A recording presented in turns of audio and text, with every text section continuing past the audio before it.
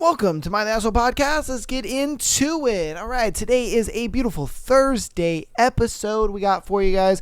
We're also going to be doing a thread with and getting into our next chapters of A Court of Thorns and Roses. We have chapters 5 and 6. We'll get through our thread, then we'll recap what happened on last week's episode, and then we'll hop into chapters 5 and 6 today. All right. So without further ado, today's thread is people who have worked at resorts. What's the most fucked up thing you've seen? So let's see what fucked up thing y'all been seeing in these resorts. All right. Mountain resort that mountain resort that catered to wealthy hunters. Two rooms decided that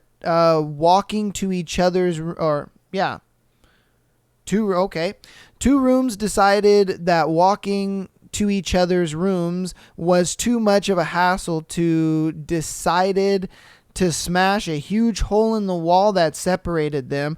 Not even contrite about it. Stayed for 3 more days, and the resort was privately owned by a family. It wasn't some big chain. So these two dudes were in 2 different rooms, and instead of walking out and then walking into the other room, they were just like, hey, yo, why don't we just break down this wall of this hotel room and then we could just walk through the hole in the wall? Like, what? And then they proceeded to stay, 3 more days? Yeah, for 3 more days. They decided to just stay for 3 more days. Like, what the fuck? What kind of craziness is that? They weren't kicked out? Dude, they literally put a hole in the wall. They weren't kicked out for that? Okay. Wow. That's wild. I worked at a hotel in Paso Robles that had private hot tubs outside every room, and we checked in on a couple of squatters. They stayed holed up in the room for several weeks. When they figured out we were onto them and attempting to evict them, they smeared poop all over the walls. We had to call hazmat to clean it and remove all the carpet. Then after the incident, it was the most popular and requested room because it was all remodeled. Hey, yo, what the fuck? Why in the hell would they think like, oh yeah, we about to get these motherfuckers. We're about to take our dookie and we're going to smear it all over the place. Like, that only makes you look crazy and stupid, not them. Like, what the fuck? Like, yeah, we showed them. We smeared dookie all over that room. Shows them. Like, no. It makes you look stupid and weird. Like, what the fuck are we talking about here? Like, like you voluntarily smeared your own dookie all over the fucking hotel room, and you think they're the problem? Come on, man. Come on. Let's think that one over a little bit. Jesus. All right. I was a bartender in South Padre Island during the early 2000s. I saw a drunk kid try to jump from a 2nd-story balcony into the pool. Ooh, he missed the pool and smacked his head on the pavement. Killed instantly. Oh my God. Imagine just being a bartender, because mind you, that ain't your business and that ain't your job. So you're just sitting there cleaning up the cups. Oh yeah, can I get you something to drink? Oh, I got you. Doing a thing. Here you go, man. Yeah, that'll be like $30. All right, cool. And then everybody's chanting like, oh, and you're just like, what in the fuck is going on here, man? This kid's about to jump. Oh my God. Oh, he missed. Oh fuck, he missed the pool. Oh my God. And then they're like, he's dead. He's dead. Oh my God. Somebody call 911. He's dead. And then he's just like, oh my God. He just boop, boop, beep, boop, boop. Yeah. Manager. Yeah. We got a situation at the pool. Dire. Yeah. Kid just died. Yeah, man. He tried to jump off the balcony, landed on hard concrete. Now he's donezoed. Yeah. You might want to get down here as quick as possible. All right, cool. Thanks. I don't get paid enough for that shit. Like, I don't get paid enough for that. I'd be calling somebody and just be like, oh my God, that's crazy. Hey, rest in peace of that kid, though. God damn. All right, a guy had split with his girlfriend. He split up with his girlfriend weeks before, checked into our hotel the day before Valentine's, and sent her a message that he was in room XXX. And if she didn't show, he'd know it was over. Well, she didn't show. He took action in the morning. He had brought a tool for undoing the safety catch on the window and used it before he jumped. The guy plunged 7 stories. Head hit the solid steel railing while going through a glass roof veranda. He had landed on a concrete footpath less than 2 meters from the glass wall of our restaurant, spraying blood and other bodily fluids up the side. By the miracle, he missed the pedestrians. The restaurant was packed with customers having a romantic Valentine's morning breakfast, some of them on the other side of the glass. Many required trauma counseling afterwards. Facts. Oh my God. Imagine just being with your significant other. You guys are at this beautiful hotel having an amazing breakfast. Just like, man, I love you so much, babe. And I know you just hear, he was like, what the fuck? Oh my God. And you just see a dude just splattered. I mean, skull busted open, just done. Like, oh, that's gotta be crazy. All over a girl. Like, dude, what are you doing? Come on, man. Oh, that's crazy. And that must have been tough. I'd have been like, I'm going home. Sorry, but I'm going home. There ain't no way I'm staying at work with all that going on. No. And then I'm not going to be the one that gets part of the cleanup crew or anything like that. Or even if they get a cleanup crew on the outside, I'm not about to be there not me, chief. I'm like, boss, I'm going home, dude. I'm going home. I'm done with this. I'm done with this day. I'll catch you in like 4 days. That's crazy, bro. Whew. All right. When I was 18, I worked at a ski resort in Lake Tahoe, and there was a really sweet girl celebrating her 21st birthday. She came in and talked to all the staff, etc. We got wasted, and for some reason, her and her friends decided to, still drunk, go skiing.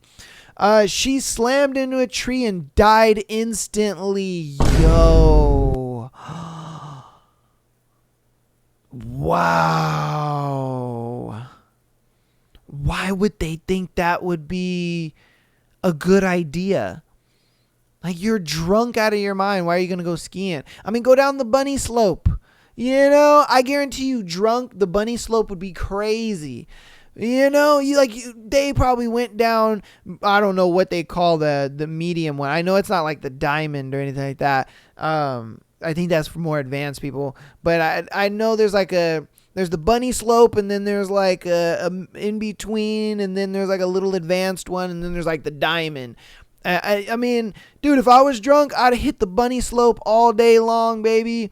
Because the bunny slope is just this little hill. There's no trees. There's no nothing. You can't hit nothing but snow. Like, you're chilling. And when you're drunk, the bunny slope probably look crazy. Like, what are we doing here? That's, wow. Wow, man.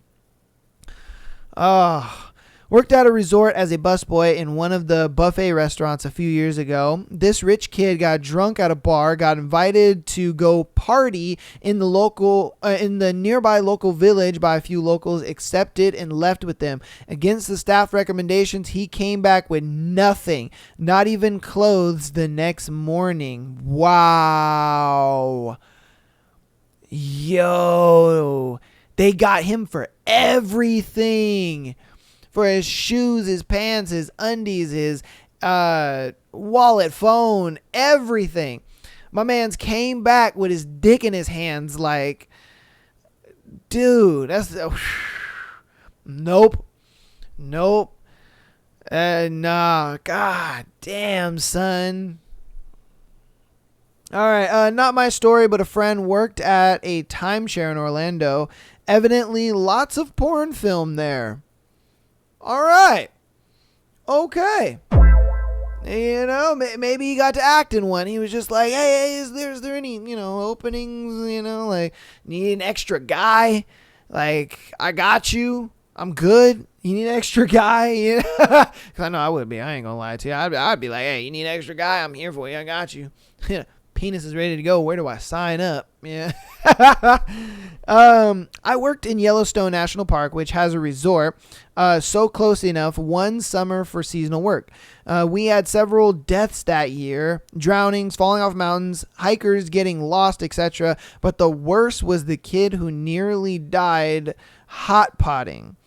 If you don't know, Yellowstone has over 10,000 geothermal features with acidity ranging from neutral to battery acid. And hot potting is when you find a spring that you can chill in like a sauna. It's very common if you know which spring to go to. There was a group of kids who were hot potting and probably getting drunk, and one wandered off and ended up accidentally breaking through the thin crust and falling into a spring that was incredibly acidic. When this happens, the boiling water coupled with the acidity eats away at your skin immediately.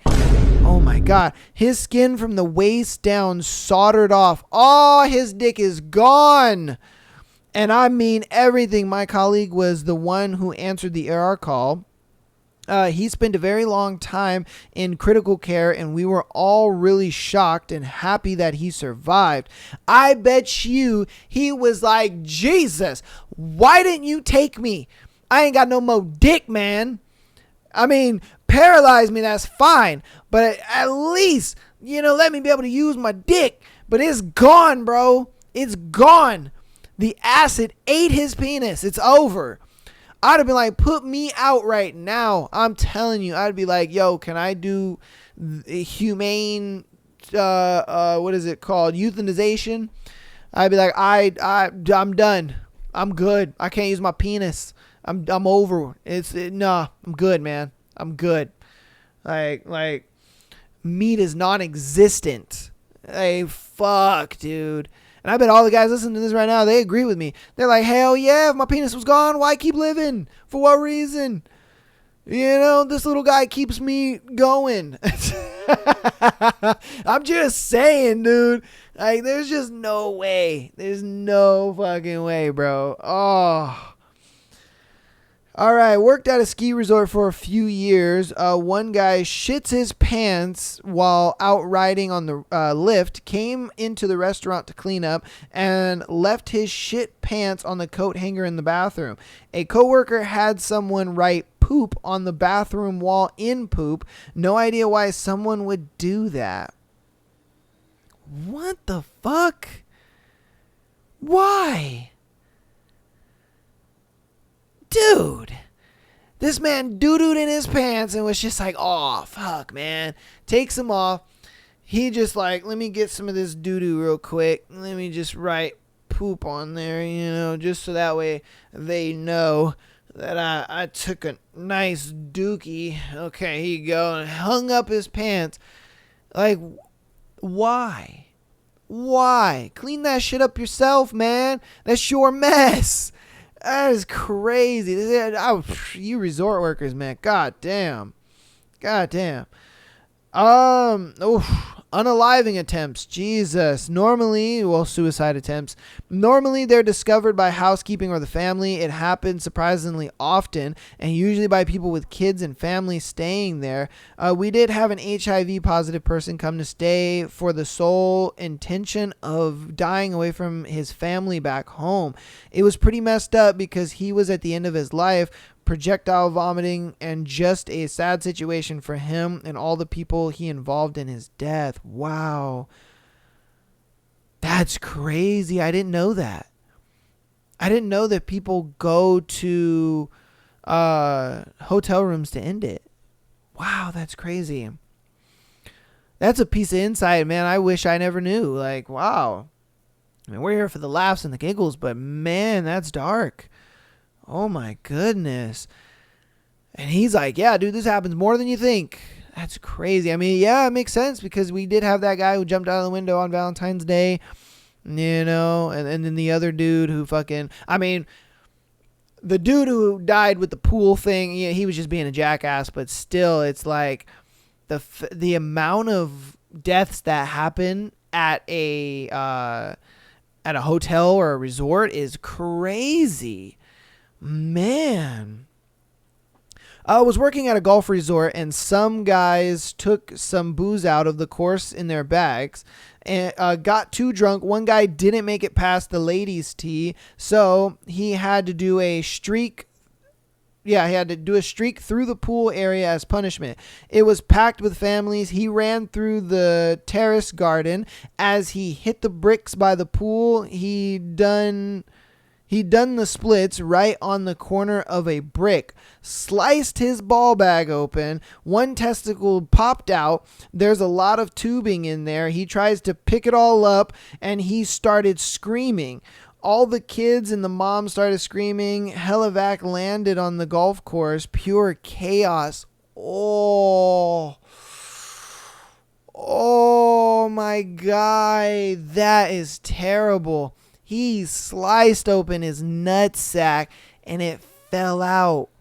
And he's over here trying to scoop it up and put it back in. Oh. Son of a gun. Damn, that's tough. Oh, that's tough. I mean, at least he wasn't like the acid guy where he had his penis ate up by acid.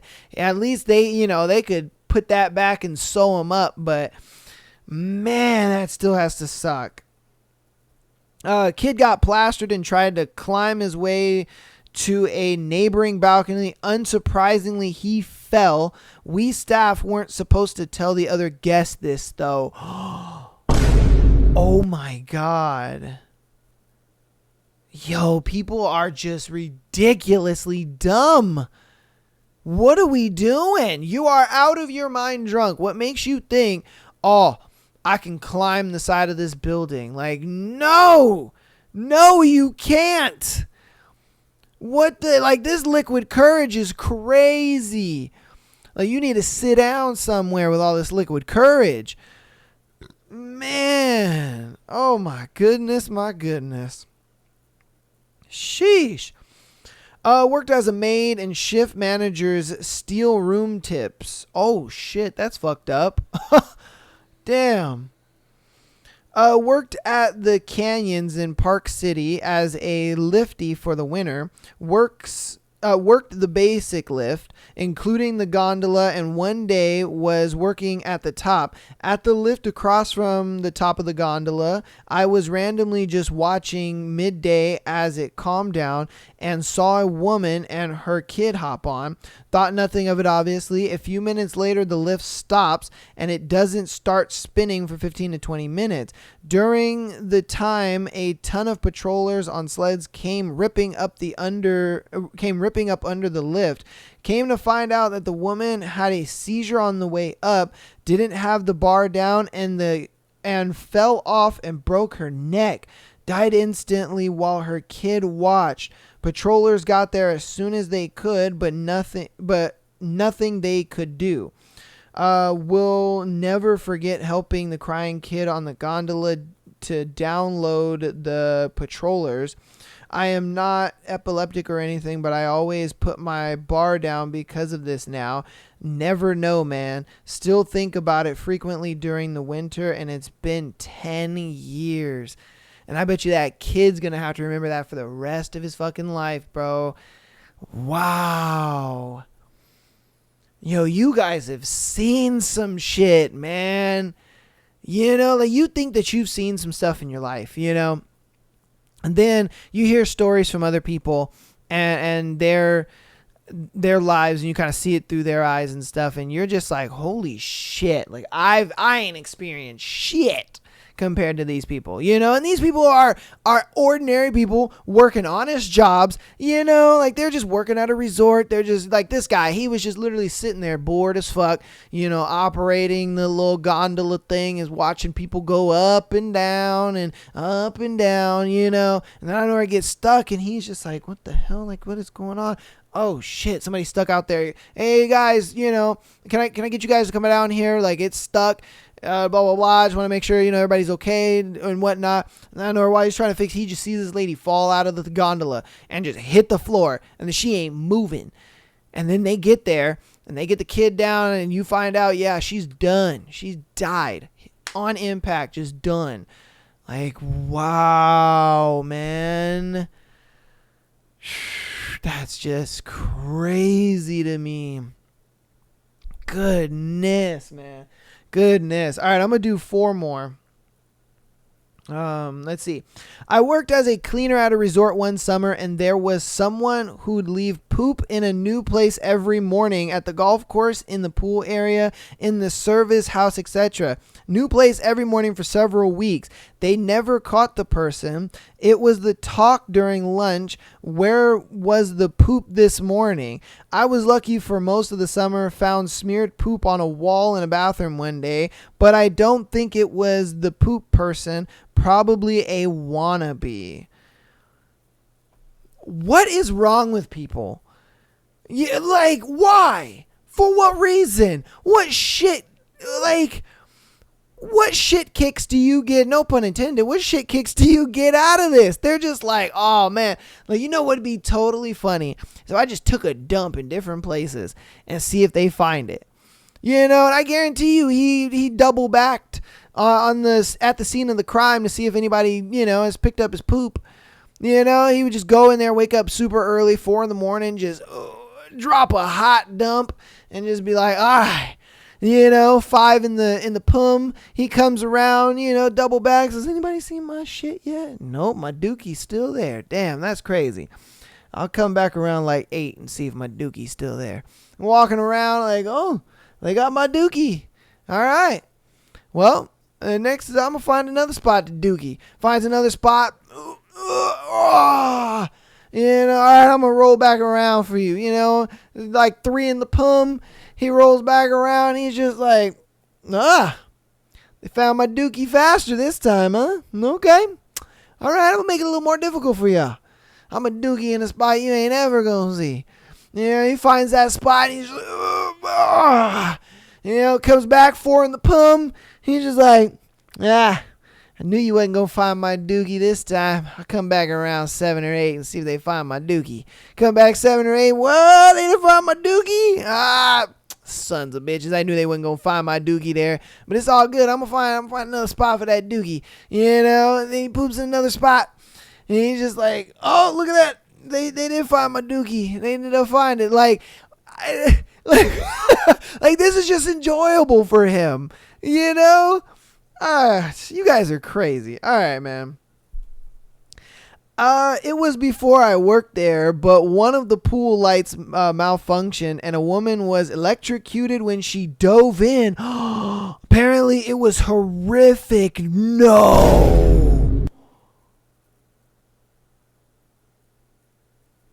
Yo, that's some Final Destination shit.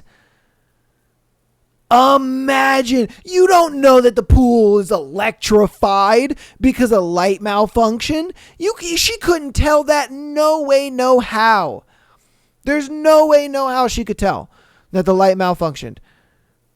That's crazy. And it was just a normal day for her, and she just thought, it's a beautiful day, not a cloud in the sky, it's warm. I'm about to get in this ice cold pool and just have a great day. Hops in and she's just and just done. Life over. Damn, man. Oh, that's a new fucking fear unlocked, bro. That just makes you, want to test the water at least, put your toe in it a little bit, see if you get shocked or something. Yeah, man, makes you never want to just jump head first into a pool. Like, you always just kind of check it with your foot, and if you get shocked or something like that, you're like, no, that is not safe, Damn. Talk about Final Destination shit. All right, I lost count. We'll probably this will be our last one for this thread. I worked at a Sheraton, and there was some kind of dentist convention going on. They reserved a conference room for a medical device demonstration. A fellow worker told me to go up and check it out. There were tables arranged in a square with human heads neatly arranged for, I guess, practicing some sort of technology circa 1985. What? There were what? What did he say? This motherfucker said human heads neatly arranged in a square. What the fuck? I literally would have been just like, whatever you got going on here, not me. Goodbye. Not me. No thanks. What the fuck? Hell nah, bruh. Oh, nah, man. Not me, Jesus. Not me. Oh, Lord, no, not me. Oh, my goodness. But that's going to go ahead and be that thread, man. Hopefully you guys enjoyed that dark and ominous, wild, crazy thread. My goodness. The threads you guys have been suggesting have been getting good. And you guys have been suggesting these threads to me on TikTok and Instagram and stuff like that. If you guys want to suggest a thread to me, hey, send it, man. I'm enjoying what you guys have been sending in. A lot of people have been sending them in, and it's kind of cool. So, yeah, man, wild thread. We're going to hop into announcements super fast. I'm going to recap what happened last week on A Court of Thorns and Roses, and then we will get into chapters 5 and 6 today. Okay, patreon.com/MyTheAsshole Podcast. If you want to get an exclusive episode every single Friday, if you feel like, you know what, Tuesday, Thursday, and Sunday, man, that's just not enough content for your boy. I need something that's going to get me through work. I need a podcast episode that's going to get me through work. Well, guess what? I got you. All right. Get that exclusive episode on Friday, man. Every single Friday, we have an exclusive episode over there. On the first Friday of every month, we also do the free Patreon episode. So if you guys want a bit of a taste of what we got going on over there on Patreon, those will be there for you guys to get a bit of a taste of what's going on over there on the Patreon and what you're missing. Okay. So get on over there. Check that out.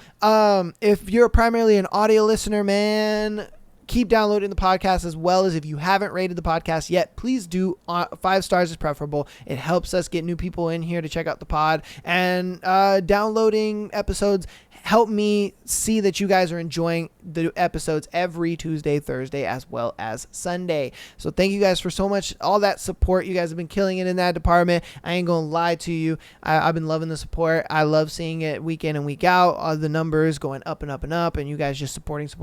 It's super awesome. Follow us on Instagram as well as TikTok for all the clips for every single episode. If you guys, I always say follow us on both, just because sometimes TikTok doesn't like what I post on there. So then I'm just like, I think fuck you, TikTok. And then I'll go post it on Instagram, and Instagram will actually let me post it. So that's why I say that. So sometimes there's exclusive clips over on Instagram and they're on there. YouTube.com/MyTheAsshole Podcast. If you want to check out the video version of the podcast, I know most of you are audio listeners. So if you want to check out the video side of the podcast, YouTube is the place to do it. And if you like what we're doing over here, go ahead and subscribe to us. I appreciate all of that, and I appreciate the support you guys have been having. But we're going to get into the recap of what happened last week on A Court of Thorns and Roses. So we left off with our main girl. She went into she took her sisters. It was her and her sisters. They went out to the bazaar to go sell the pelt that she killed a fairy. And she used the ash arrow to do it. The fairy was disguised as a giant wolf. She took the pelt of that wolf and she wanted to sell it. She sold it to a hunter that was talking about it and was just like, this is a fairy pelt. And she was just like, no fucking way, really? And she was like, oh shit, I didn't know that. And so she ended up selling it off. And then guess what happened later that night? A fairy shows up, and he's disguised as this crazy monster, and he's just like, you killed a fairy. And she was like, well, I mean, yeah, you know what I mean? Like, sorry, I didn't know, I'm just trying to feed my family here. Like, we're poor as shit. And he was just like, the only thing that would make this right is if I take your life, a life for a life. And she was just like, well, about that, I don't want to die, so what can we work out here? And he was just like, well, if you come back with me and you live on fairy territory, then I'll call it even. but you got to come and you kind of got to, go with us, and you got to leave your family. So she decides to leave her family, and, she's just like, hey, hold down the fort. I don't know if I'll ever be back. I love you guys. Appreciate what y'all are doing, so on and so forth.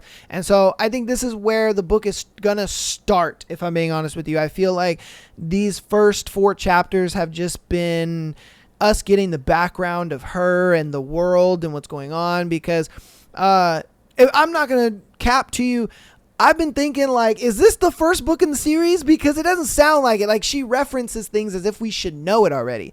But I looked it up. This is the first book of this series. So I'm like, okay, well, maybe later on we're going to figure out what's going on with the fairies and this war that she was talking about and all this other stuff, and why fairies are looked at as evil creatures to the humans and all this kind of stuff. It just doesn't make sense to me. And I was just like, I've always thought fairies, are these little pixie things, and they flew around, and, they're magical and all this kind of stuff, and they loved humans, and we got along. But I guess not in this book. In this book, fairies, they can do some crazy shit, and, they're the biggest enemy out here. So we're going to figure out more of what happens today in chapters 5 and 6. So let's go ahead and get on to that. I'm going to move you guys over. Okay, so let's get into it. Chapter 5. Every step toward the line of trees was too swift, too light, too soon carrying me to whatever torment and misery awaited. I didn't dare look back at the cottage. We entered the line of trees. Darkness beckoned beyond. But a white mare was patiently waiting, unbound beside a tree, her coat like fresh snow in the moonlight. She only lowered her head, as if in respect of all things, as the beast lumbered up to her. He motioned with a giant paw for me to mount. Still the horse remained calm, even as he passed close enough to gut her in one swipe. It had been years since I'd ridden, and I'd only ridden a pony at that, but I savored the warmth of the horse against my half-frozen body as I climbed into the saddle and she set into a walk. Without light to guide me, I let her trail the beast. They were nearly the same size. I wasn't surprised when we headed northward, toward fairy territory, though my stomach clenched so tightly it ached. Live with him. I could live out the rest of my mortal life on his lands. Perhaps this was merciful, but then he hadn't specified in what manner exactly I would live. The treaty forbade fairies from taking us as slaves, but perhaps that excluded humans who'd murdered fairies. We'd likely go to whatever rift in the wall he'd used to get here, to steal me. And once we went through the invisible wall, once we were in Prithian, there was no way for my family to ever find me. I'd be little more than a lamb in a kingdom of wolves. Wolves. Wolf. Murdered a fairy. That was what I'd done. My throat went dry. I'd killed a fairy. I couldn't bring myself to feel badly about it, not with my family left behind me to surely starve, not when it meant one less wicked, awful creature in the world. The beast had burned my ash arrow, so I'd have to rely on luck to get even a splinter of the wood again, if I was to stand a chance of killing him, or slowing him down. Knowledge of that weakness, of their susceptibility to ash, was the only reason we'd ever survived against the High Fae during the ancient uprising, a secret betrayed by one of their own. My blood chilled further as I uselessly scanned for any signs of the narrow trunk and explosion of branches that I'd learned marked ash trees. I'd never seen the forest so still. Whatever was out there had to be tame compared to the beast beside me, despite the horse's ease around him. Hopefully he would keep other fairies away after we entered his realm.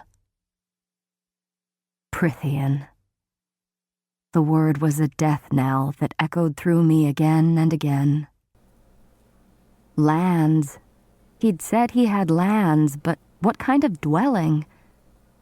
My horse was beautiful, and its saddle was crafted of rich leather, which meant he had some sort of contact with civilized life.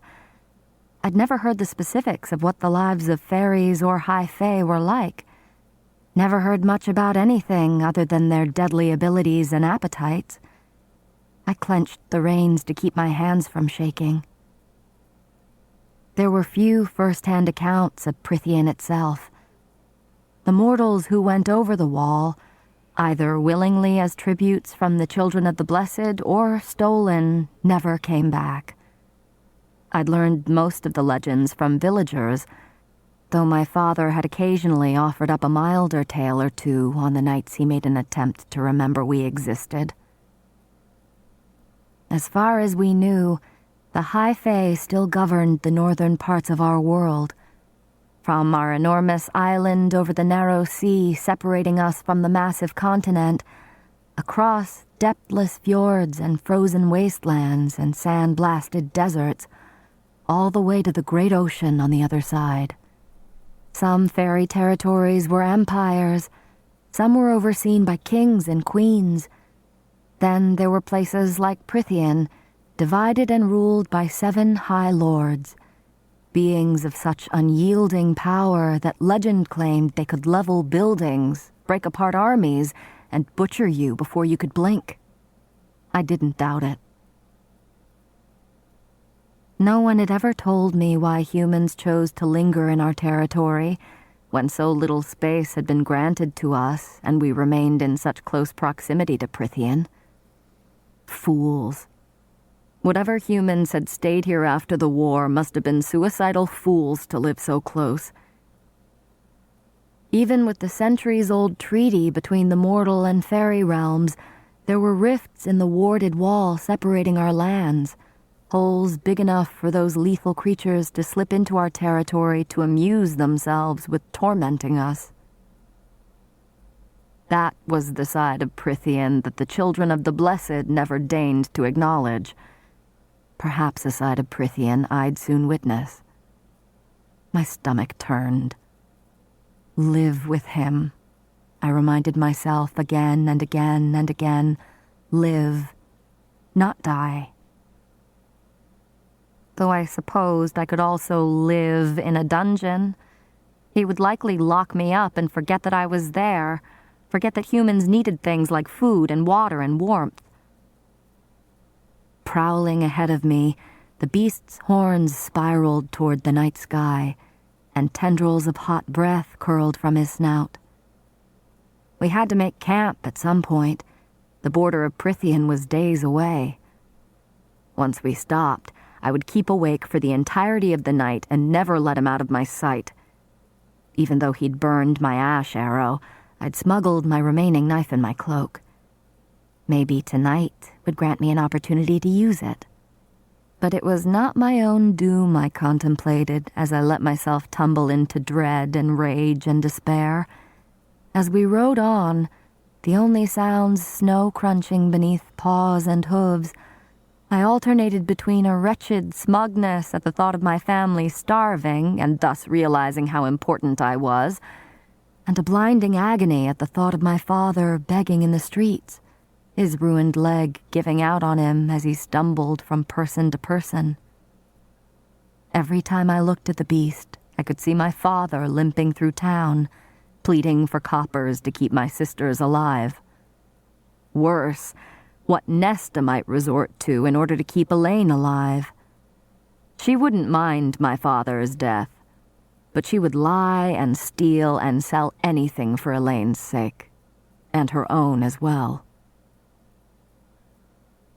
I took in the way the beast moved, trying to find any weakness. I could detect none. "What manner of fairy are you?" I asked, the words nearly swallowed up by the snow and trees and star-heavy sky. He didn't bother to turn around. He didn't bother to say anything at all. Fair enough. I'd killed his friend, after all. I tried again. Do you have a name? Or anything to curse him by? A huff of air that could have been a bitter laugh. Does it even matter to you, human? I didn't answer. He might very well change his mind about sparing me. But perhaps I would escape before he decided to gut me. I would grab my family and we'd stow away on a ship and sail far, far away. Perhaps I would try to kill him, regardless of the futility, regardless of whether it constituted another unprovoked attack, just for being the one who came to claim my life, when these fairies valued ours so little. The mercenary had survived. Maybe I could too. Maybe. I opened my mouth to again ask for his name, but a growl of annoyance rippled out of him. I didn't have a chance to struggle, to fight back, when a charged metallic tang stung my nose. Exhaustion slammed down upon me, and blackness swallowed me whole.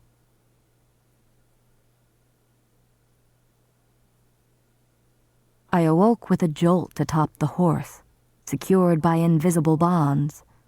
The sun was already high. Magic. That's what the tang had been, what was keeping my limbs tucked in tight, preventing me from going for my knife. I recognized the power deep in my bones from some collective mortal memory and terror. How long had it kept me unconscious? How long had he kept me unconscious, rather than have to speak to me? Gritting my teeth, I might have demanded answers from him, might have shouted to where he still lumbered ahead, heedless of me.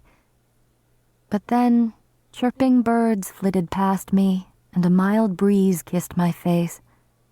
I spied a hedge-bordered metal gate ahead. My prison or my salvation? I couldn't decide which. 2 days. It took 2 days from my cottage to reach the wall and enter the southernmost border of Prithian. Had I been held in an enchanted sleep for that long? Bastard. The gate swung open without porter or sentry, and the beast continued through. Whether I wanted to or not, my horse followed after him. Chapter 6. The estate sprawled across a rolling green land.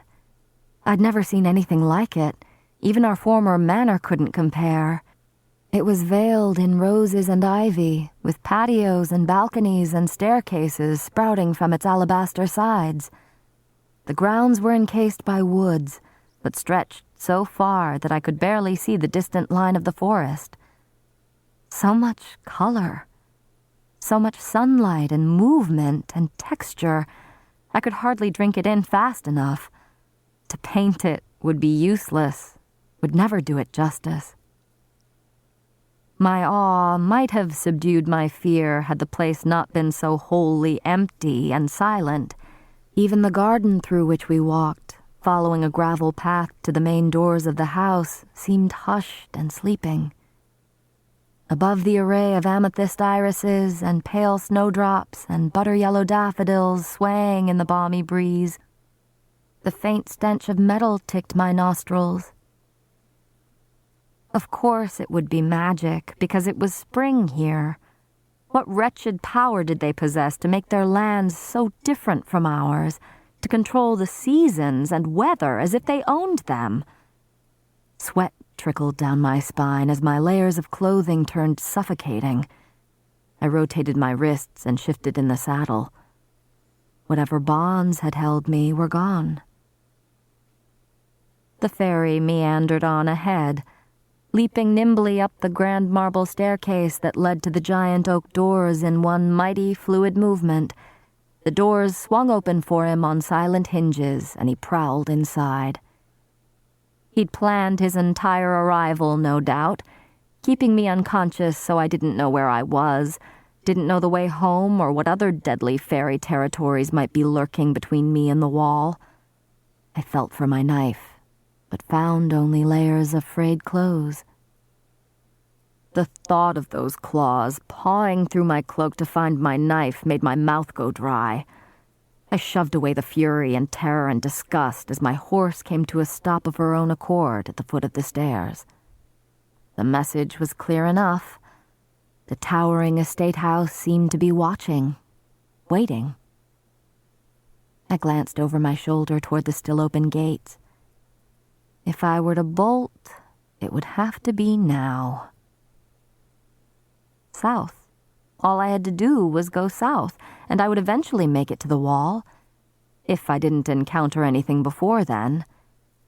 I tugged on the reins, but the mare remained stationary, even as I dug my heels into her sides. I let out a low, sharp hiss. Fine. On foot. My knees buckled as I hit the ground, bits of light flashing in my vision. I grasped the saddle and winced as soreness and hunger racked my senses. Now. I had to go now. I made to move, but the world was still spinning and flashing. Only a fool would run with no food, no strength. I wouldn't get half a mile like this. I wouldn't get half a mile before he caught me and tore me to ribbons, as he'd promised. I took a long, shuddering breath. Food. Getting food, then running at the next opportune moment. That sounded like a solid plan. When I was steady enough to walk, I left the horse at the bottom of the stairs, taking the steps one at a time. My breath tight in my chest, I passed through the open doors and into the shadows of the house. Inside, it was even more opulent. Black and white checkered marble shone at my feet, flowing to countless doors and a sweeping staircase. A long hall stretched ahead to the giant glass doors at the other end of the house, and through them I glimpsed a second garden, grander than the one out front. No sign of a dungeon, no shouts or pleas rising up from hidden chambers below. No, just a low growl from a nearby room, so deep that it rattled the vases overflowing with fat clusters of hydrangea atop the scattered hall tables. As if in response, an open set of polished wooden doors swung wider to my left. A command to follow. My fingers shook as I rubbed my eyes. I'd known the High Fae had once built themselves palaces and temples around the world, buildings that my mortal ancestors had destroyed after the war out of spite. But I'd never considered how they might live today, the elegance and wealth they might possess. Never contemplated that the fairies, these feral monsters, might own estates grander than any mortal dwelling. I tensed as I entered the room. A long table, longer than any we'd ever possessed at our manor, filled most of the space. It was laden with food and wine, so much food, some of it wafting tendrils of steam that my mouth watered. At least it was familiar, and not some strange fairy delicacy. Chicken, bread, peas, fish, asparagus, lamb. It could have been a feast at any mortal manor. Another surprise. The beast padded to the oversized chair at the head of the table. I lingered by the threshold, gazing at the food, all that hot, glorious food that I couldn't eat. That was the first rule we were taught as children, usually in songs or chants. If misfortune forced you to keep company with a fairy, you never drank their wine, never ate their food, ever. Unless you wanted to wind up enslaved to them in mind and soul, unless you wanted to wind up dragged back to Prithian. Well, the second part had already happened, but I might stand a chance at avoiding the first. The beast plopped into the chair, the wood groaning, and in a flash of white light, turned into a golden-haired man. I stifled a cry and pushed myself against the paneled wall beside the door, feeling for the molding of the threshold, trying to gauge the distance between me and escape. This beast was not a man, not a lesser fairy. He was one of the High Fae, one of their ruling nobility, beautiful, lethal, and merciless. He was young, or at least what I could see of his face seemed young. His nose, cheeks, and brows were covered by an exquisite golden mask, embedded with emeralds shaped like whorls of leaves. Some absurd High Fae fashion, no doubt. It left only his eyes, looking the same as they had in his beast form, strong jaw and mouth for me to see, and the latter tightened into a thin line. "You should eat something," he said. Unlike the elegance of his mask, the dark green tunic he wore was rather plain, accented only with a leather baldric across his broad chest. It was more for fighting than style, even though he bore no weapons I could detect.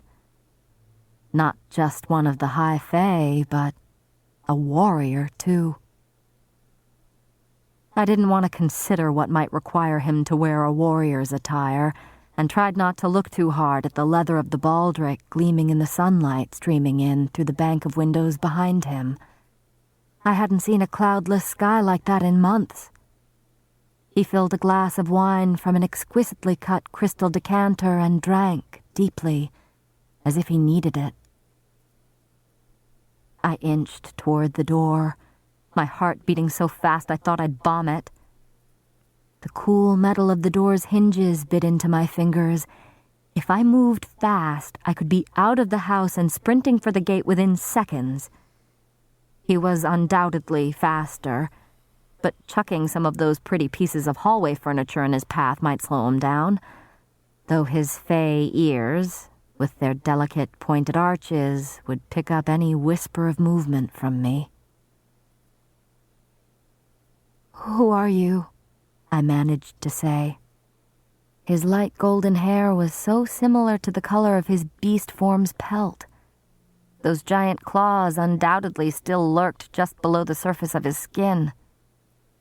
"Sit," he said gruffly, waving a broad hand to encompass the table. "Eat." I ran through the chants in my head again and again. Not worth it.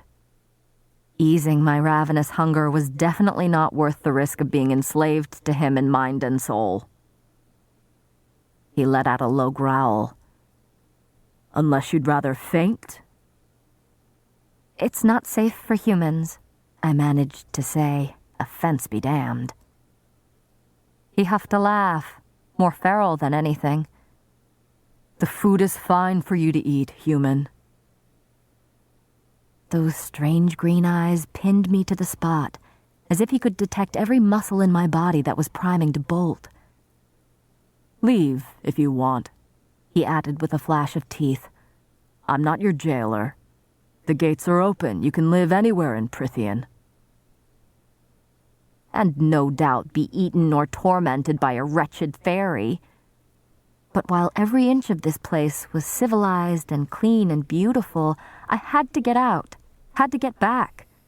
That promise to my mother, cold and vain as she was all I had. I made no move toward the food. "Fine," he said, the word laced with a growl, and began serving himself.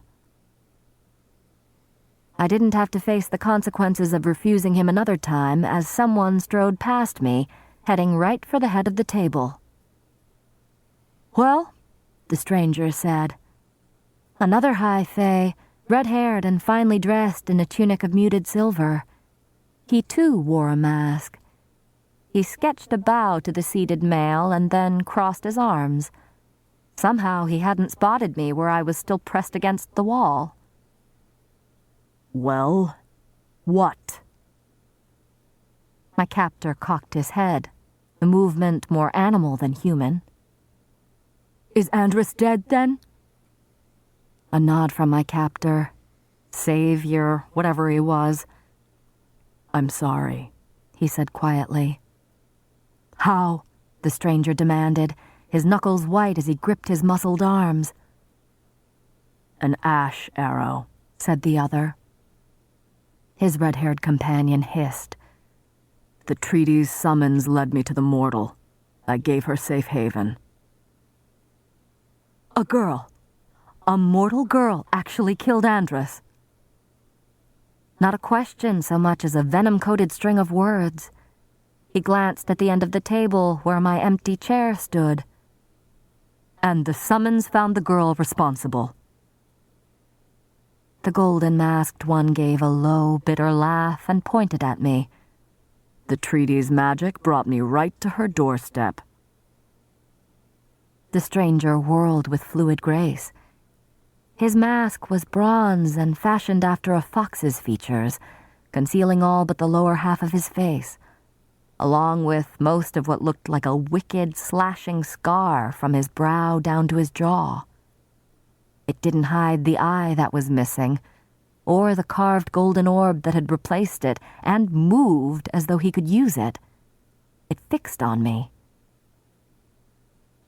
Even from across the room, I could see his remaining russet eye widen.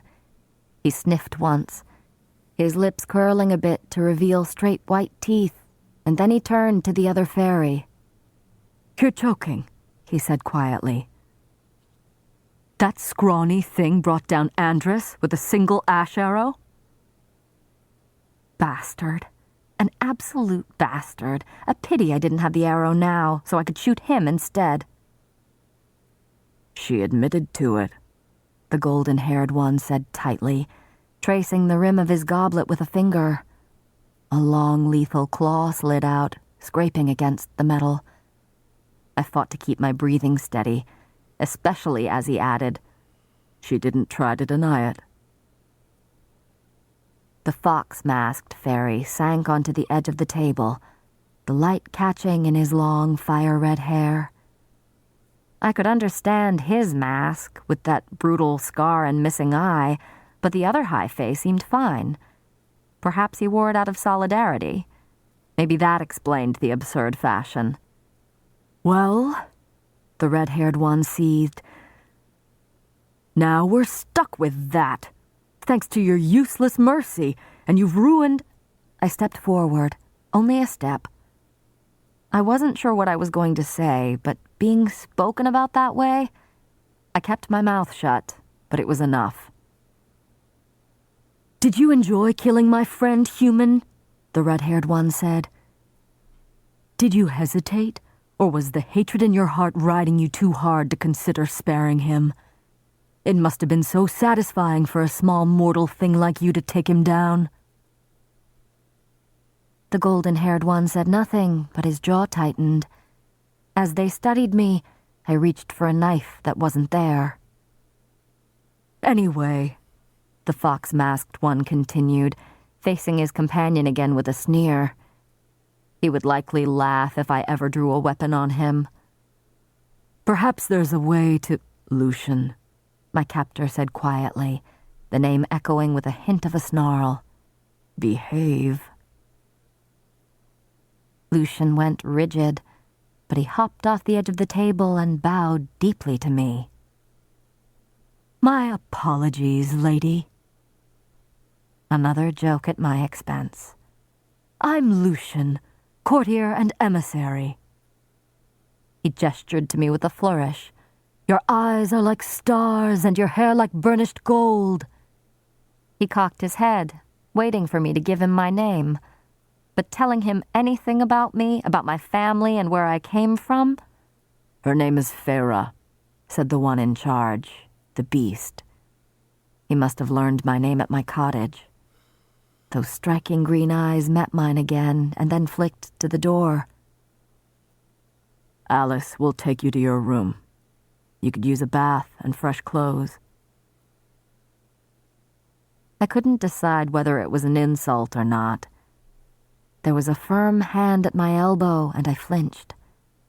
A rotund, brown-haired woman in a simple brass bird mask tugged on my arm and inclined her head toward the open door behind us. Her white apron was crisp above her homespun brown dress. A servant. The masks had to be some sort of trend then. If they cared so much about their clothes, about what even their servants wore, maybe they were shallow and vain enough for me to deceive, despite their master's warrior clothes. Still, they were high fae. I would have to be clever and quiet and bide my time until I could escape. So I let Alice lead me away. Room, not cell. A small relief, then. I'd barely made it a few steps before Lucian growled, "That's the hand the cauldron thought to deal us? She brought Andrus down? We never should have sent him out there. None of them should have been out there. It was a fool's mission." His growl was more bitter than threatening. Could he shapeshift as well? Maybe we should just take a stand. Maybe it's time to say enough. Dump the girl somewhere. Kill her. I don't care. She's nothing but a burden here. She'd sooner put a knife in your back than talk to you, or any of us. I kept my breathing calm, my spine locking, and... "No," the other bit out. "Not until we know for certain that there is no other way we will make a move. And as for the girl, she stays. Unharmed, end of discussion. Her life in that hovel was hell enough." My cheeks heated, even while I loosed a tight breath, and I avoided looking at Alice as I felt her eyes slide to me. A hovel. I suppose that's what our cottage was when compared to this place. "Then you've got your work cut out for you, old son," Lucian said. "I'm sure her life will be a fine replacement for Andrus's. Maybe she can even train with the others on the border." A snarl of irritation resonated through the air. The shining, spotless halls swallowed me up before I could hear more. Alice led me through halls of gold and silver until we came to a lavish bedroom on the second level. I'll admit I didn't fight that hard when Alice and the two other servants, also masked, bathed me, cut my hair, and then plucked me until I felt like a chicken being prepared for dinner. For all I knew, I might very well be their next meal. It was only the High Fae's promise to live out my days in Prythian instead of dying that kept me from being sick at the thought. While these fairies also looked human, save for their ears, I'd never learned what the High Fae called their servants. But I didn't dare to ask, or to speak to them at all, not when just having their hands on me, having them so close, was enough to make me focus solely on not trembling. Still, I took one look at the velvet turquoise dress Alice had placed on the bed and wrapped my white dressing gown tightly around me, sinking into a chair and pleading for my old clothes to be returned. Alice refused, and when I begged again, trying my best to sound pathetic and sad and pitiful, she stormed out. I hadn't worn a dress in years. I wasn't about to start, not when escape was my main priority. I wouldn't be able to move freely in a gown. Bundled in my robe, I sat for minute after minute, the chattering of small birds in the garden beyond the windows the only sound. No screaming, no clashing weapons, no hint of any slaughter or torture. The bedroom was larger than our entire cottage. Its walls were pale green, delicately sketched with patterns of gold, and the moldings were golden as well. I might have thought it tacky had the ivory furniture and rugs not complemented it so well. The gigantic bed was of a similar color scheme, and the curtains that hung from the towering headboard drifted in the faint breeze from the open windows.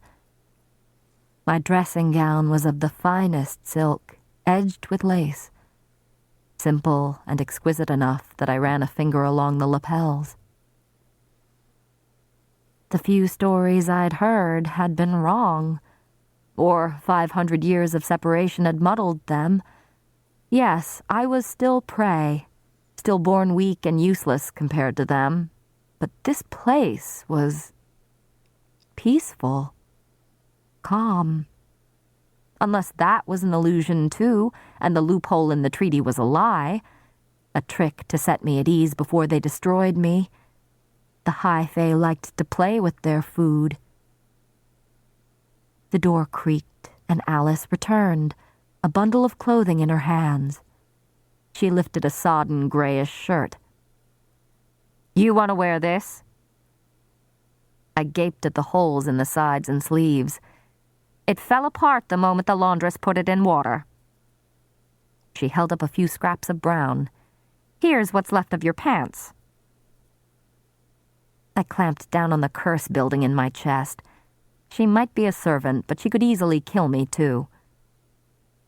"Will you wear the dress now?" she demanded. I knew I should get up, should agree, but I slumped farther into my seat.